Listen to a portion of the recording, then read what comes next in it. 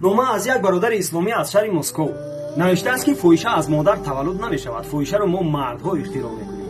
духтари ғариберо ки дидем аз ғарибиаш сӯистифода карда ба иззаташ хиёнат мекунем ва исмашро мегузорем фоҳиша.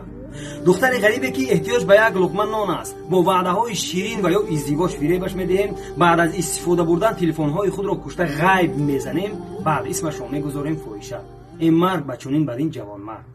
агар мо ҳамон духтари ғарибро кӯмак кунем, ӯ фоҳиша нахоҳад шуд. агар ҳамон духтари ғарибе ки эҳтиёҷ ба як луқма нон аст, ақаллан закот бидиҳем ва ё лоақал қудрат ва тавоноии дуюм зан никоҳ карда гиремаш, ӯ фоҳиша нахоҳад шуд. агар мо модару хоҳар, зану духтарҳои худро мадди назар дошта бошем, ҳеҷ як хонуми мусалмоне фоҳиша нахоҳад шуд. ва хеле агарҳои дигар, лекин як нуқта бас аст, агар шуъур аст. аҷаб номаи нанговаре. حق بجانب نویسنده. اللهم صل على